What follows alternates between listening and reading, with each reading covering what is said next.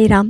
సమర్థ సద్గురు సాయినాథ్ మహారాజ్కి జై. ముందుగా మన సాయి కుటుంబ సభ్యులందరికీ నమస్కారం అండి. అందరూ కూడా సుఖంగా, సంతోషంగా, ఆరోగ్యంగా బాగుండాలని మనస్ఫూర్తిగా కోరుకుంటూ ఈరోజు వీడియో మొదలు పెడుతున్నాను.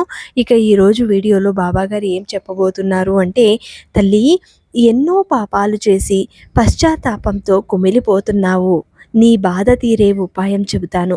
ఈ ప్రయత్నం ఆపవద్దు, గెలుపు నీదవుతుంది అని చెప్పి బాబాగారు ఈరోజు ఒక చక్కటి సందేశాన్ని మనందరి కోసం తీసుకొచ్చారండి. ఈ సందేశం ఎవరైతే ఈరోజు వింటారో వారి జీవితంలో ఎన్ని పాపాలు చేసి ఉన్నా, పశ్చాత్తాపంతో బాధపడుతూ ఉన్నా సరే, ఈరోజు బాబాగారు అందించే ఈ సందేశం ద్వారా మీ జీవితంలో సంతోషాలను వెతుక్కోవచ్చు. కాకపోతే బాబాగారు చెప్పిన విధంగా ప్రయత్నం చేయాలి అంతే. ఎవరైతే అలా ప్రయత్నం చేస్తారో వారి జీవితం ఖచ్చితంగా ఆనందంగా మారుతుంది. రేపు గురువారం నాడు ప్రతి ఒక్కరూ కూడా బాబాగారు చెప్పినట్టు చేయండి. ఎన్ని పాపాలు చేసి ఉన్నా సరే వాటినన్నింటినీ తొలగించడానికి బాబాగారు సిద్ధంగా ఉన్నారు. మీ జీవితంలో మార్పు మీరు చూడాలి అంటే బాబాగారు చెప్పినట్టు చేయండి. తల్లి, అందరితో కలిసి ఉండాలన్నదే నా ప్రయత్నం. అందరిలాగే నవ్వుతూ ఉండు, అంతేకాని అందరినీ అయిన వాళ్ళనుకోకు.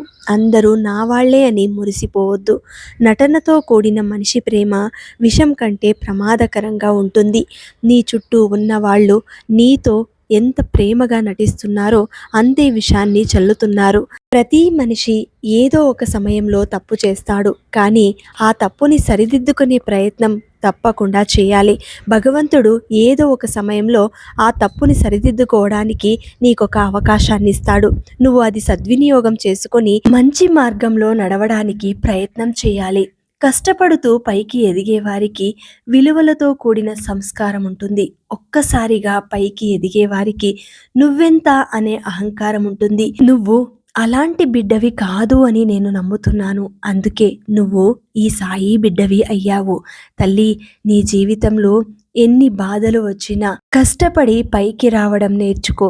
అప్పుడు నువ్వు ఉన్నత శిఖరాలకు ఎదగగలుగుతావు. ఈ రోజు కాకపోయినా భగవంతుడు ఏదో ఒక రోజు నిన్ను ఆ మెట్లను ఎక్కిస్తాడు. తల్లి, నీ మనసులో ఒక ఆవేదన ఉంది. ఆ ఆవేదనని తగ్గించడానికి నేను ఒక ప్రయత్నాన్ని చేస్తున్నాను. శత్రువు కొట్టే దెబ్బ కంటే మన అనుకున్న వాళ్ళు చేసే నమ్మక ద్రోహం ఎక్కువ నిన్ను బాధ పెడుతుంది. ఇలాంటి మంచితనం చచ్చిన మనుషులకు ఎంత దూరంగా ఉంటే అంత మంచిదవుతుంది. నీ వాళ్ళు అని నువ్వు ఎవరినైతే అనుకుంటున్నావో వారే నిన్ను మోసం చేయాలని చూస్తున్నారు. అలాంటి వారితో కాస్త జాగ్రత్తగా ఉండు. నీ చుట్టూ ఉన్న వాళ్ళందరూ కూడా మంచివారే అని నువ్వు నమ్మితే ఖచ్చితంగా నువ్వు మోసపోయినట్లే. తల్లి, తన లోపల ముత్యాలు, రత్నాలు ఉన్నాయని సముద్రం ఎప్పుడూ చెప్పుకోదు. సమయం వచ్చినప్పుడు అలల రూపంలో అవే ఒడ్డుకు చేరుతాయి. అలాగే మీరు మంచోళ్ళు, గొప్పవాళ్ళు అని ఎవరికి నిరూపించుకోవాల్సిన అవసరం కూడా లేదు. సందర్భాన్ని బట్టి అదే బయటపడుతుంది. నువ్వు కాస్త ఓపికతో ఎదురు చూడాలి అంతే.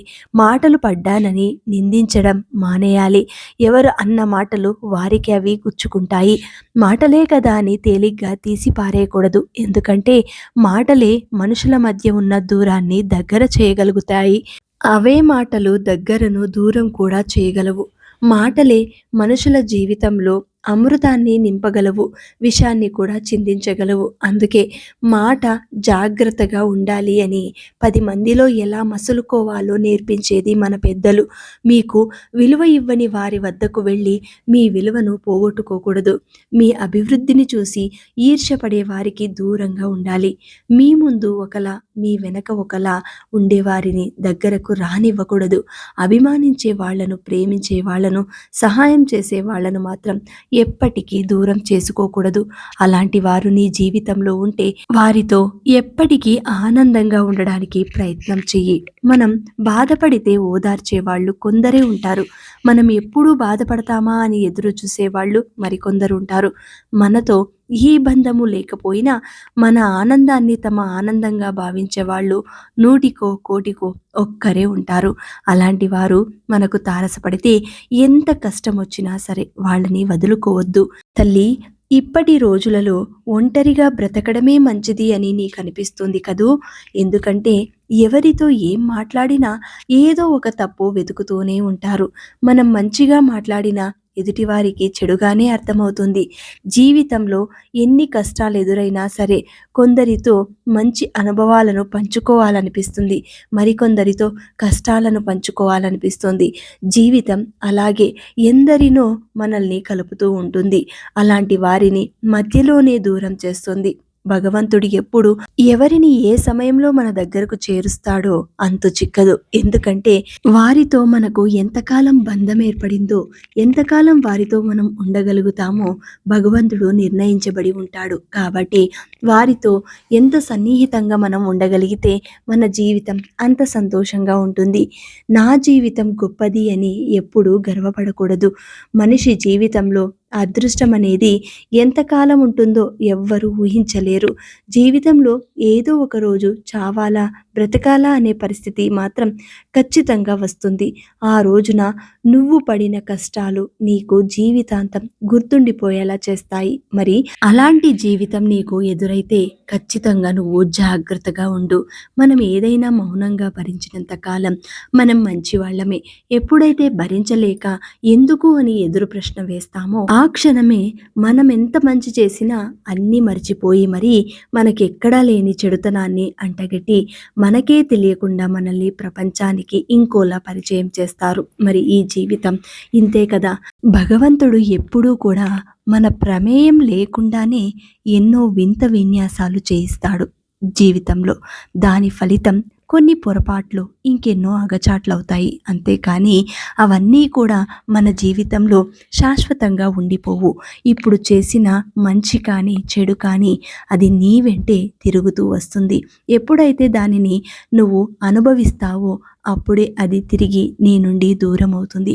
ఒక్క మాటతో ఎవరిని అంచనా వేయకూడదు. ఎవరికైనా సరే మరొక అవకాశం ఇచ్చి చూడాలి. భగవంతుడు కూడా మనకు అలాగే అవకాశాలను కల్పిస్తూ ఉంటాడు. తల్లి, నీ ఆలోచనలలో లోపం ఉంటే వెంటనే సరిదిద్దుకో.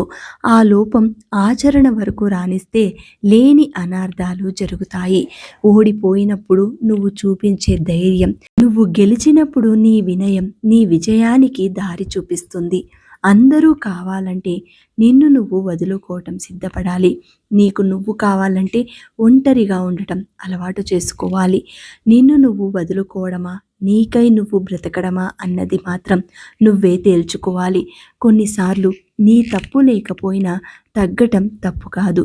నువ్వు మౌనంగా ఉన్నప్పుడే ఎదుటివారి మూర్ఖత్వం బయటపడుతుంది. తల్లి, తెల్ల కాగితంలో నువ్వు ఏ రంగులో రాస్తే ఆ రంగులోనే అక్షరాలను చూపిస్తుంది. స్వచ్ఛమైన మనసు కూడా అంతే. బాధైనా సంతోషమైన ఉన్నది ఉన్నట్టుగానే చూపిస్తుంది.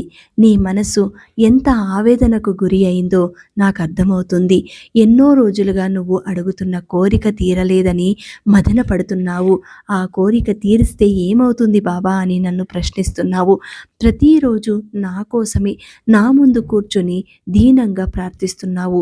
తల్లి, ఆ కోరిక తీర్చే బాధ్యత అయితే నాదే. కానీ కొన్ని కర్మలు వాటిని నీ నుండి దూరం చేయడానికే నేను ప్రయత్నం చేస్తున్నాను. సముద్రాన్ని చూడగలం కానీ దానిలో ఉన్న ఉప్పును చూడలేం కదా. అలాగే మనుషులను చూస్తాం కానీ వారి మనసులో ఏముందో ఎలా చూడలేం. తప్పు చేసేది ఒకరైతే నిందలు మోసేది మరొకరు. ఇది ఎక్కడి న్యాయం అని నువ్వు నన్ను ప్రశ్నించవచ్చు. జీవితంలో అన్నీ కోల్పోయాకే ఎవరు ఎలాంటి వారో తెలిసి వస్తుంది బాబా. మరి నా జీవితంలో ఇంతవరకు చాలా కోల్పోయాను. నేను ఒంటరిదాన్ని అయిపోయాను. ఇంకా నాకెందుకు ఈ బ్రతుకు అని నువ్వు నన్ను ప్రశ్నిస్తున్నావు తల్లి. ముందు ఒక్కసారి ఆలోచించు. నువ్వు ఎక్కడ తప్పు చేస్తున్నావు, నీ వాళ్ళు ఎలాంటి వారు, నీ చుట్టూ ఎలా ప్రవర్తిస్తున్నారు. ముందు ఒకలా వెనక ఒకలా నటించేవారు నీ చుట్టూ ఉండవచ్చు. కానీ నువ్వు అప్రమత్తంగా ఉండాలన్నదే నా అభిప్రాయం. మాట్లాడటం లేదని అలగటం కాదు తల్లి. మాట్లాడలేనంత పొరపాటు ఏం జరిగిందో ఒక్కసారి నీ మనస్సాక్షిని అడిగి చూడు. నీ మనస్సాక్షినే నీకు సమాధానం చెబుతుంది. తల్లి, ఎన్ని జరిగినా ఎన్ని అడ్డంకులు వచ్చినా నీ జీవితంలో నీ కాళ్ళ మీద నువ్వు నిలబడేంత స్థాయిని నువ్వు తెచ్చుకోవాలి. నువ్వు మంచితనంగా ఉండాలి. అందరితోనూ ప్రేమగా పలకరించు. తల్లి, ఈరోజు ఒకరు నన్ను మోసం చేశారు బాబా అని నువ్వు బాధపడుతున్నావే, దానికన్నా ముందు నువ్వు ఎవరినీ మోసం చేయలేదు అన్న ధీమాగా ఉండటమే మంచిది. ఎందుకంటే కాలం అనేది ఒకటే, ఒక్కొక్కరికి ఒక్కోలా ఉంటుంది. సమయం రావాలి అంతే. తల్లి, ఈరోజు ఈ సాయి చెప్పిన మాటలు వింటున్నావు అంటే నీ జీవితంలో అదృష్టం కలగబోతుంది. నువ్వు అనుకున్నది సాధించబోతున్నావు. ఏదైతే నువ్వు కోరుకుంటున్నావో అది జరగబోతుంది. ఇక ఆ విషయంలో నువ్వు ఎలాంటి ఆలోచన పెట్టుకోవద్దు. ఈ సాయి చెప్పింది అర్థం చేసుకో. తల్లి, మనకున్న చిన్న జీవితంలో మనల్ని ఇష్టపడేవారో లేదా అభిమానించేవారో ప్రేమించేవారో దొరకడం చాలా కష్టం. ఈ విశాల విశ్వంలో మనమెంత కేవలం చిన్న రేణువంత. అందిన అభిమానాన్ని చులకనగానో నిర్లక్ష్యంగానో చూస్తే మాత్రం తర్వాత జీవితకాలం వెతికిన వారిని జ్ఞాపకాలలో తప్ప మరెక్కడా వెతుక్కోలేము, వెనక్కి తెచ్చుకోలేము. కాబట్టి ఉన్నవారితో సంతోషంగా సంతృప్తిగా బ్రతకడం నేర్చుకో. తేనెటీగ హృదయం ఎంత గొప్పగా ఉంటుందో తెలుసా? ఎంత కఠినమైనదైనా తాను పంచే తేనె ఈ ప్రపంచంలోనే అత్యంత తీయనైనది కదా. అలాగే కోపంతో ఊగిపోయే వారిలో కూడా అధికమైన ప్రేమ ఉంటుంది. అది నువ్వు గుర్తించాలి. తల్లి, నువ్వు నీ జీవితంలో అత్యంత కష్ట సమయంలో ఉండి దుఃఖంలో కూరుకుపోయినప్పుడు నీకన్నా దారుణమైన కష్టాలలో ఉన్నవారికి ఒక్కసారి సహాయం చేసి చూడు.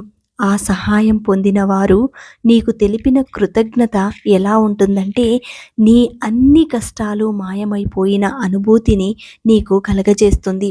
అంతటి ఆనందాన్ని నీకు నీ మనసుకు అనిపిస్తుంది. గెలుపు నీడ లాంటిది. ఆగి పట్టుకోవాలని ప్రయత్నం చేయకు. ఆగకుండా నీ దారిని నువ్వు నడువు, అది నిన్ను అనుసరిస్తుంది. ఒక్క విషయం గుర్తుంచుకో, వెలుతురు అనే సత్యం వైపు నడిస్తేనే గెలుపు నీడ నీ వెంట వస్తుంది. నువ్వు విజయాల వైపు వెళతావు. ప్రతి మనిషి సంతోషంలో అన్నీ మర్చిపోతాడు. ఎందుకంటే మనిషి స్వభావం అలాంటిది. ఎక్కువ సంపాదిస్తే జీవితాన్ని మరింత సుఖమయంగా మార్చుకోవచ్చు అనుకుంటారు, కానీ అది కరెక్ట్ కాదు.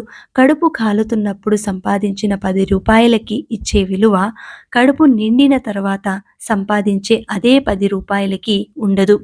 అసలు ఆనందం అనేది బయట ఎక్కడో దొరకదు. నిజంగా ఆనందంగా ఉండేవాడికి డబ్బుతోనూ సౌకర్యాలతోనూ పని లేదు. ఎప్పుడు మంచి గుణంతోనే తన స్వభావాన్ని బయటపెట్టి అందరితోనూ ఆనందంగా కనిపిస్తాడు. భయం లేని రోజునే స్వేచ్ఛగా విహరించగలం, జీవించగలం. ఓ మహర్షి అన్నట్లుగా జరిగేది ఎలాగైనా జరుగుతుంది, జరుగునది ఎంత ప్రయత్నించినా జరగదు. ఇది సత్యం. అందుకే భయాన్ని భయపెట్టేలా బ్రతుకుదాం. చావు కంటే భయమే పెద్ద చావు. ఇది నిజం. బ్రతకడం గొప్ప కాదు, భయం లేకుండా బ్రతకడమే బ్రతుకునకు అభయం. మరి అలా బ్రతకడమే నువ్వు నేర్చుకోవాలి. ఎంత కష్టం వచ్చినా దానిని చూసి భయపడుతూ కూర్చుని ఏడవకూడదు. అది ఎంతలే అని నువ్వు ముందుకు సాగితేనే నీ జీవితం సంతోషంగా కనిపిస్తుంది. తల్లి, నువ్వు ఎప్పుడైనా గమనించావా? కొంతమంది ఉంటారు, నువ్వు కనబడగానే నీకు నీ కుటుంబానికి సంబంధించిన అన్ని వివరాలను టకాటకా అడిగేస్తారు. నీకున్న ఆస్తిపాస్తులు, ఉద్యోగ విషయంలో, పిల్లల విషయంలో ప్రతీదీ అడిగి వివరాలను తెలుసుకుంటారు. ఆ తర్వాత నువ్వు చెప్పిన వివరాల్లో నుంచి వారికి నచ్చిన విషయాలను వెలికి తీసి నువ్వు అలా చేయకుండా ఉండవలసింది, అది తప్పు, ఇది తప్పు అంటూ కేవలం లేని వాటిని కూడా తప్పులుగా చూపించి నీ వ్యక్తిత్వాన్ని బలహీనపరచాలని చూస్తారు. నీలో ఉన్న గొప్ప విషయాలను విననట్లు నటిస్తూ ఉంటారు. అదే విషయాలను ఇతరులతో చెబుతూ నీ వ్యక్తిత్వాన్ని తప్పుగా చూపే ప్రయత్నం చేస్తూ ఉంటారు. అటువంటి వారికి నువ్వు ఎప్పుడూ కూడా దూరంగా ఉండాలి. కొన్నిసార్లు బ్రతకడం కష్టం అనిపిస్తుంది. ఎవరో గొంతు నులిమినట్టుగా అనిపిస్తుంది. ధరించిన దుస్తులు ఊపిరి ఆడనివ్వకుండా చేస్తాయి. శరీరంలో ప్రతి కణం అలసిపోయినట్టుగా అనిపిస్తుంది. మనుషులందరి నుండి దూరంగా పారిపోవాలి అనిపిస్తుంది. మనకంటూ ఉన్నవారు అపరిచితులైతే బాగుండు అనిపిస్తుంది. ఆత్మ ఎవరికి చెప్పుకోలేని బాధను, దానివల్ల వచ్చే కోపాన్ని బంధిస్తూ ఉంటుంది. ఇదే సమయం అత్యంత కీలకం. కఠినం. మరొకరిపై అరిచి వారిని బాధ పెట్టలేం. బాధను అర్థం చేసుకొని వారికి చెప్పి ఇంకా బాధ పెట్టలేం. ఇప్పుడు చేయగలిగేది ఒక్కటే, మనసు సహకరించకపోయినా నవ్వటం, మనలోనే బాధను సమాధి చేసుకోవడం, లేదా నాకు నచ్చిన దైవంతో చెప్పుకుంటాను అంటే ఖచ్చితంగా ఆ భగవంతుడి ముందు కూర్చొని నీ బాధని పంచుకోవడం. ఇంతకంటే మనిషి చేసేదేముంది తల్లి? కొంతమందికి ఎన్నిసార్లు చెప్పినా కూడా అర్థం కాదు. తలకెక్కిన పొగురుతో ధీమాగా ప్రవర్తిస్తారు. అలాంటి వారికి డబ్బైనా పోవాలి, లేదా జబ్బైనా రావాలి. ఎందుకంటే డబ్బు పోతే ప్రేమ విలువ తెలిసి వస్తుంది, జబ్బు వస్తే మనుషుల విలువ తెలిసి వస్తుంది. కాబట్టి అలాంటి వారిలో మార్పు రావాలి అంటే ఆ భగవంతుడు ఖచ్చితంగా ఏదో ఒక శిక్షని విధిస్తాడు. బాబా, నేను ఎన్నో పాపాలు చేశాను, పశ్చాత్తాపంతో కుమిలిపోతున్నాను, ఈరోజు నా బాధ తీర్చే ఉపాయం చెబుతాను అన్నావు. మరి ఇంత చక్కటి సందేశాన్ని నాకు ప్రసాదించావు. ఇది కేవలం నా కోసమే చెప్పినట్టుగా ఉంది. నేను ఖచ్చితంగా ఈ ప్రయత్నం చేస్తాను, నా జీవితంలో మార్పు తెచ్చుకుంటాను అని నా బిడ్డ ఈరోజు ఎంతో ఆనందంగా, గర్వంగా ఈ సందేశాన్ని విని అర్థం చేసుకుని ఆచరణలో పెట్టాలని చూస్తుంది. తల్లి, నువ్వు ఖచ్చితంగా మారుతావు. నీ జీవితంలో మార్పు వస్తుంది. నీ జీవితం అందరికంటే సంతోషంగా ఉంటుంది. నీ వాళ్ళు అయిన వాళ్ళు అందరూ కూడా నీతోనే ఉంటారు. నువ్వు ఆనందంగా బ్రతుకుతావు. ఇక ఇంతవరకు చేసిన వాటి గురించి మర్చిపో. ఈ రోజు నుండి నువ్వేంటో అందరికీ అర్థమయ్యేలా బ్రతుకు. అప్పుడే నీ జీవితంలో రాబోయే సంతోషాలకు నాంది పలుకుతావు. తల్లి, ఈరోజు నేను అందించిన ఇంత గొప్ప సందేశం నీకు నచ్చితే మన సాయి బంధువులందరికీ అందేలాగా షేర్ చేయమ్మా అని బాబాగారు ఈరోజు చాలా గొప్ప సందేశాన్ని అందించారండి. నచ్చిన వాళ్ళందరూ శ్రద్ధ సబూరి అని కమెంట్ చేయండి. మళ్ళీ రేపటి వీడియోలో కలుసుకుందాం. అంతవరకు సెలవు. సర్వే జనా సుఖినో భవంతు. సర్వం శ్రీ సాయినాథార్పణమస్తు.